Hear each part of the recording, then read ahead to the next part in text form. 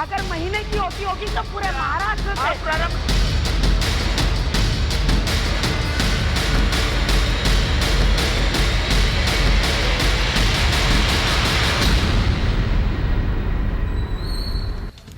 नमस्कार, मुंबई से लेकर आ रहे हैं आपके लिए एक खास पेशकश। आपके साथ मैं हूं सुजाता कुकरेती सीधे मुंबई से, और मेरे साथ मेरी सहयोगी बरखा भी जुड़ रही हैं। आज आपको दिखाएंगे कि वाजे गेट में दिन भर क्या क्या हुआ, किसने क्या क्या कहा। लेकिन सबसे पहले आपके विचार।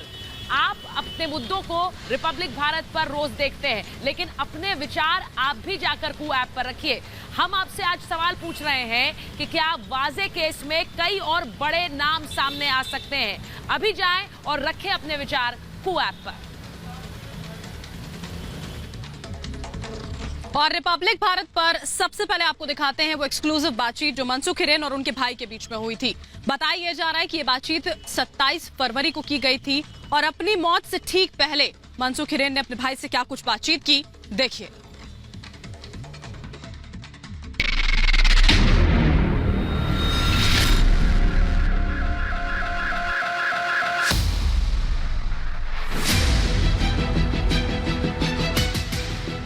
एक ऐसा केस जिसमें कितने किरदार हैं, कितनी गुत्थियां हैं, उनकी गिनती हर दिन बढ़ती जा रही है। 25 फरवरी को एंटीलिया के बाहर विस्फोटक से भरी काली स्कॉर्पियो के मिलने से लेकर उस कार के मालिक मनसुख हिरेन की मौत, और फिर एपीआई सचिन वाजे की गिरफ्तारी। जितने सबूत मिले हैं उनके आधार पर फिलहाल यही माना जा रहा है कि पूरा का पूरा मामला सचिन वाजे के इर्द गिर्द घूम रहा है। और रिपब्लिक भारत एक ऐसा खुलासा करने जा रहा है जो इस केस में एक नई दिशा जोड़ सकता है। वाजे केस में आर भारत का खुलासा।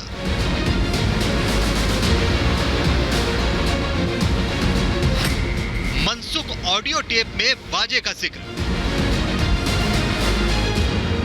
हम आपको मनसुख और उसके भाई की वो बातचीत बताने जा रहे हैं जो कि एंटीलिया में गाड़ी मिलने के सिर्फ 2 दिन बाद यानी 27 फरवरी की है। आइए आपको बताते हैं कि मनसुख और उसके भाई विनोद के बीच 27 फरवरी को क्या बातचीत हुई थी। आप सो गए क्या? क्या हुआ? अब हमें कोई बयान नहीं देना चाहिए, सब कुछ हो चुका है। आपने बयान में क्या लिखा? आपने जिक्र किया कि वाजे स्कॉर्पियो का इस्तेमाल कर रहा था? नहीं, उसका जिक्र नहीं किया। क्यों नहीं किया? क्योंकि सचिन वाजे ने मुझे कहा था कि इसका जिक्र कहीं भी मत करना कि मैं स्कॉर्पियो इस्तेमाल कर रहा था। एंटीलिया के बाहर विस्फोटक वाली स्कॉर्पियो मिलने के 2 दिन बाद मनसुख और उसके भाई विनोद के बीच जो बातचीत हुई थी उसकी ऑडियो रिकॉर्डिंग सामने आई है। बातचीत के मुताबिक सचिन वाजे ने मनसुख से कहा था कि पुलिस के सामने वे किसी भी हाल में उसका नाम न लें और ना ही ये खुलासा करें कि वे खुद स्कॉर्पियो चलाते थे। इस पूरे केस में मनसुख और उसकी कार एक बड़ी कड़ी है, लेकिन जिस तरह की बातें सामने आई हैं उसने कई सवाल खड़े किए हैं। मसलन 18 फरवरी की शाम 5 बजे विक्रोली थाने में मनसुख हिरेन की स्कॉर्पियो कार चोरी की जो रिपोर्ट लिखवाई गई है उसमें साफ साफ लिखा है कि गाड़ी 17 फरवरी की शाम 6 बजे खराब हुई थी। वहीं 18 फरवरी को दोपहर 12 बजे मनसुख एक मैकेनिक को लेकर ईस्टर्न एक्सप्रेस हाईवे पहुंचते हैं, पर उन्हें वहां गाड़ी नहीं मिलती है। अब सवाल ये कि उन्होंने उसी दिन मैकेनिक को क्यों नहीं बुला लिया था, और गाड़ी चोरी कैसे हो गई, क्योंकि ये भी सामने आया है कि गाड़ी को उसकी ही चाबी से खोला गया था। 5 मार्च को मनसुख का शव मुंबई के पास खाड़ी में मिलता है। फिलहाल हर मामले की जांच एनआईए कर रही है, और अब मनसुख और उसके भाई की बातचीत का टेप सामने आया है जिसमें सचिन वाजे का जिक्र है, यानी पेच अभी बहुत बाकी है। Bureau report, Republic Bharat. और इस वक्त की बड़ी खबर जो सचिन वाजे से जुड़ी हुई है वो भी आपको बता दें कि किस तरह एनआईए को सीसीटीवी फुटेज, उस होटल की सीसीटीवी फुटेज जहां 16 से 20 फरवरी तक सचिन वाजे रह रहा था। एनआईए को ये भी पता चला है कि सचिन वाजे फर्जी आईडी कार्ड इस्तेमाल कर रहा था। तो बड़ी खबर आपको बता रहा है, सीसीटीवी फुटेज ये बहुत अहम होगी। ये एनआईए के हाथ लगी है, उस होटल की फुटेज जहां 16 से 20 फरवरी तक सचिन वाजे रह रहा था। मामला बड़ा है बरखा, और इसीलिए इसकी गूंज आज संसद तक भी थी। सुचारिता, एनआईए ने और एटीएस ने अपनी इन्वेस्टिगेशन का जो पूरा का पूरा दायरा है वो भी बढ़ा दिया है। लग्जरी होटल जिसमें सचिन वाजे रुका था उसकी सीसीटीवी फुटेज यहां पर हाथ लगी है। वही जगह जहां पर फर्जी आईडी बनाकर सचिन वाजे रह रहा था, एक लग्जरी गाड़ी का बरामद होना, और उसी के साथ साथ आज एटीएस की टीम ने दोनों आरोपियों को उस जगह पर लेकर एटीएस की टीम पहुंची। सबसे पहले सचिन वाजे के घर, उसके बाद जो कांस्टेबल है उसके घर, और फिर वहां पर जहां पर मनसुख हिरेन का शव बरामद किया गया था।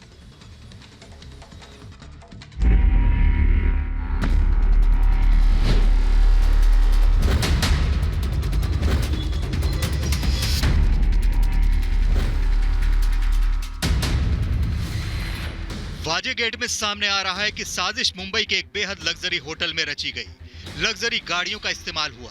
5 गाड़ियों के बाद जांच एजेंसी ने एक नई वोल्वो कार बरामद की है जिसका कनेक्शन इस केस में बताया जा रहा है।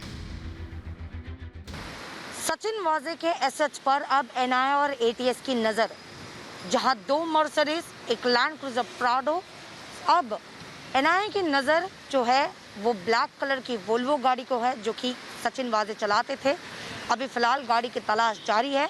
वही महाराष्ट्र एटीएस के ओर से, उनकी जांच की ओर से ये पता चला है कि सचिन वाजे एक लग्जरी कार ऑडी भी चलाते थे।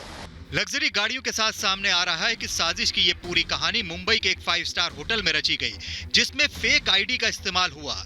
जो जानकारी सामने आई है उसके मुताबिक 16 से 20 फरवरी तक लग्जरी होटल में था वाजे ने दिखाया था अपना फर्जी आधार कार्ड। वाजे ने जो आईडी दिखाई थी उसमें नाम लिखा था सदाशिव। ये भी सामने आ रहा है कि 16 फरवरी को वाजे इनोवा में आया और 20 फरवरी को लैंड क्रूजर में होटल से निकला। होटल के अंदर कई मीटिंग होने की बात सामने आ रही है। एटीएस और एनआईए की टीम इस होटल में आज पहुंची। एनआईए की एक टीम चेन्नई से बुलाई गई है। ये सामने आ रहा है कि इसी होटल में वाजे ने पूरी साजिश रची। इस दौरान उसने कई मीटिंग की। एजेंसियों को शक है कि एक से ज्यादा पुलिस वाले और बड़े लोग साजिश में हो सकते हैं। वाजे के साथ 2 बैग होने की भी बात सामने आ रही है जिसमें एक में जिलेटिन और दूसरे में कैश होने का शक है। दोनों एजेंसी सचिन वाजे के इसी रोल को लेकर जो है इंट्रोगेशन कर रही है, लेकिन जो इन्फॉर्मेशन सामने आई है, खुद सचिन वाजे जो है इस होटल पर, पहले तो सीधे तस्वीरें हम आपको दिखा दें। ये साउथ बॉम्बे का सबसे फेमस 5 स्टार होटल है और इसी होटल पर जहां पर सचिन वाजे 16 फरवरी से लेकर 20 फरवरी इस समय रुके हुए थे। साथ ही दो चीज़ों का सबसे ज़्यादा अहम जो है चीज़ें देखी जाएगी, जिसमें सचिन वाजे 16 फरवरी को इनोवा गाड़ी में आए थे और वहीं पर जब बाहर निकले तब वो लैंड क्रूजर प्राडो, जो कि दोनों भी अभी फिलहाल एनआईए की गिरफ्त में है और इसी सीसीटीवी को देखा जाएगा। 5 मार्च को एटीएस 5 मार्च को मनसुख का शव इसी जगह मिला था और अब एटीएस टीम विनायक शिंदे जो कि आरोपी है अरेस्ट किया है। तस्वीरें जो देख रहे हैं कि विनायक शिंदे को लेके एटीएस टीम मुमरा के रेती बंदर से जा रही है। मनसुख का शव इसी रेती बंदर खाड़ी पर मिला था। इस केस की दूसरी अहम कड़ी है मनसुख हिरेन जिसकी मौत हो चुकी है। रविवार को ही एटीएस ने यह दावा किया था कि उसने मनसुख की मौत का मामला सुलझा दिया है। 2 लोगों को गिरफ्तार किया गया है। गिरफ्तार आरोपियों में से एक का नाम है विनायक शिंदे जो कि एक पूर्व पुलिसकर्मी है और दूसरे का नाम है नरेश धरे जो कि एक सट्टेबाज है। एटीएस की टीम आज दोनों को उस जगह लेकर पहुंची जहां मनसुख का शव मिला था। आगे मूव करती हुई एटीएस की ये टीम है। बहुत सारे आरोप देखिए परिवार वालों ने भी लगाए कि बिल्कुल ऐसा नहीं हो सकता है कि मनसुख हिरेन ने अपनी जान यहाँ पर दी हो। इस गाड़ी में आप देख पा रहे हैं जो कांस्टेबल हैं विनायक शिंदे, उनको यहाँ से वापस ले जाती हुई सचिन वाजे पर देखिए सारे के सारे आरोप लग रहे हैं और ये कांस्टेबल की बहुत अहम भूमिका इसमें हो सकती है क्योंकि मुलाकात सचिन वाजे से की गई थी।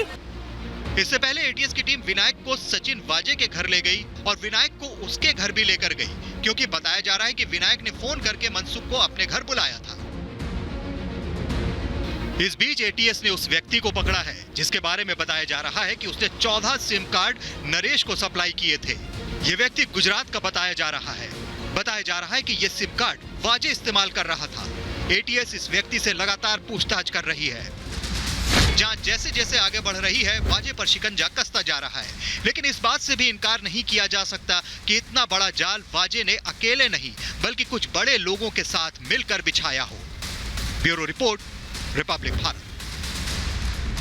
और बड़ी खबर आपको बताएं, शिवसेना सांसद अरविंद सावंत पर धमकी देने का आरोप लगा है। सांसद नवनीत राणा ने बड़ा आरोप लगाया है, कहा कि मुझे लॉबी में धमकी दी। अरविंद सावंत ने यह भी कहा कि जेल में डाल देने की धमकी दी है। ये बड़ा आरोप लगाया जा रहा है शिवसेना के सांसद अरविंद सावंत पर। सांसद नवनीत राणा का ये बड़ा आरोप है अरविंद सावंत पर, कहा कि लोकसभा लॉबी में मुझे धमकी दी और जेल में डालने की धमकी दी। जेल में डालने की धमकी दी अरविंद सावंत पर, यह बड़ा आरोप लग रहा है। बड़ी खबर आपको बता रहे हैं।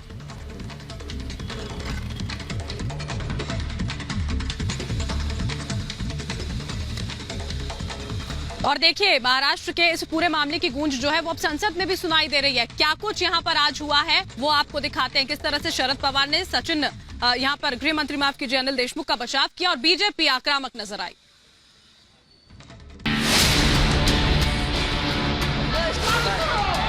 मुंबई में पुलिस ने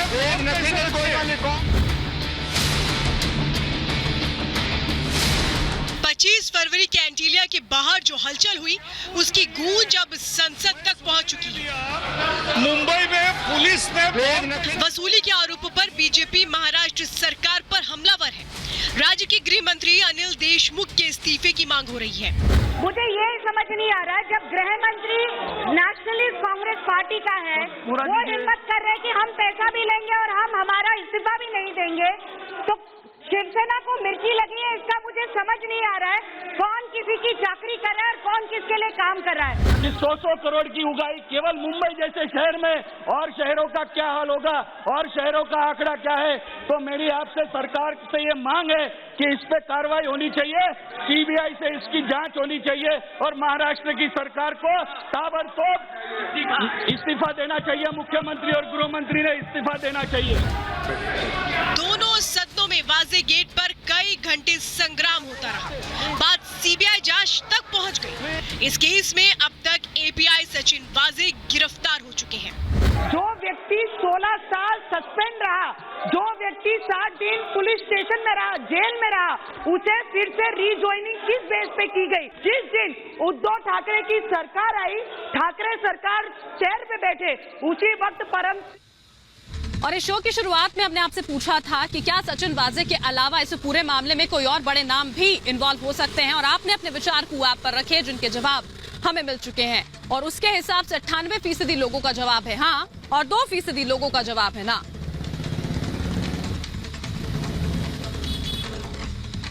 और मुंबई से लगातार ये बड़ी कवरेज मेरे और बरखा के साथ जारी है। एक छोटे से ब्रेक के लिए हमें रुकना है, लेकिन आप देखते रहिए रिपब्लिक भारत।